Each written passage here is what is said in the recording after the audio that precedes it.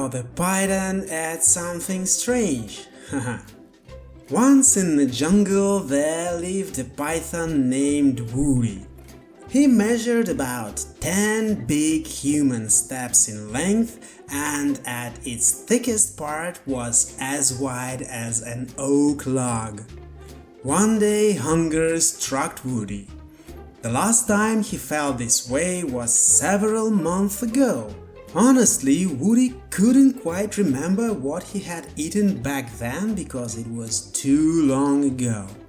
This is a common problem for pythons. They eat so infrequently that they can sometimes forget what they eat at all.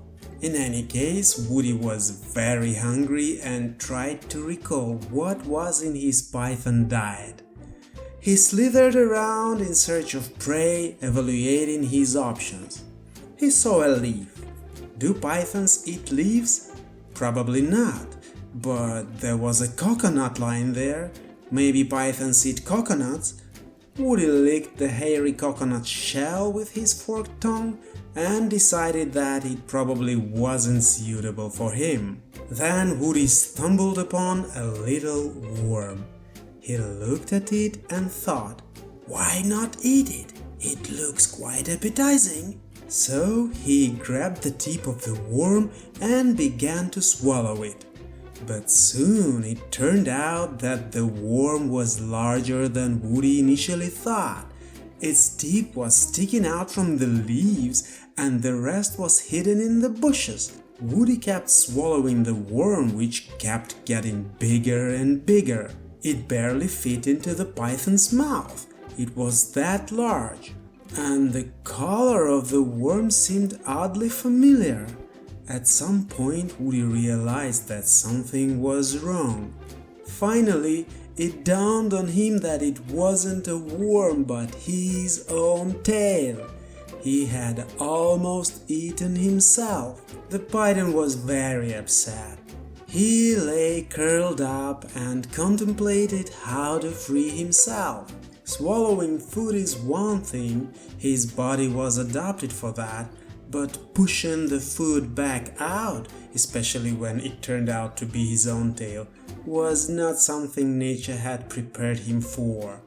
Another snake, Annette the anaconda, slithered over, saw what was happening and exclaimed, "Well, Woody, you've outdone yourself. I've never seen anything like this. It would be one thing if you had somehow eaten your head and then you wouldn't have something to think with and to worry about what you're putting in your mouth. But your head is intact. How did you manage this?" Woody mumbled, in response. No, it's not a special snake language. Just try saying something with your mouth full. Although it's better not to try, you might choke. "Okay, don't be sad, my friend," said the anaconda.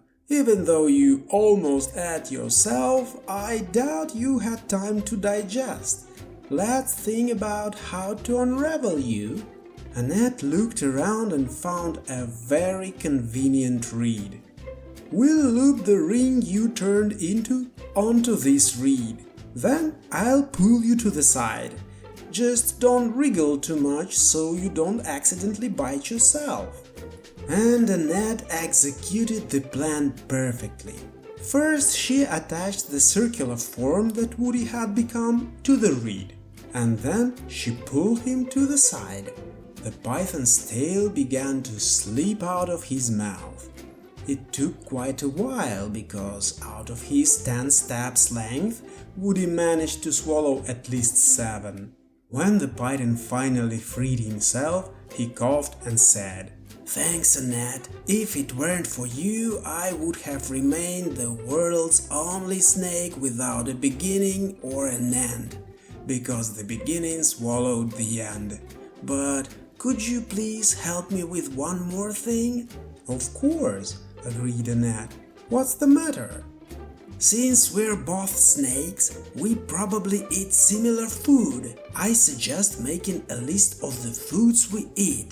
Then, the next time we get hungry, in a couple of months or even half a year, we can check the list and be sure not to make a mistake.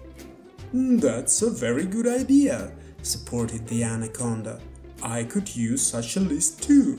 And for several days they worked on compiling a detailed list of food for pythons, anacondas, boas and other large snakes. Then they multiplied this list and distributed it to all their friends and acquaintances, for which they were thanked for a long time.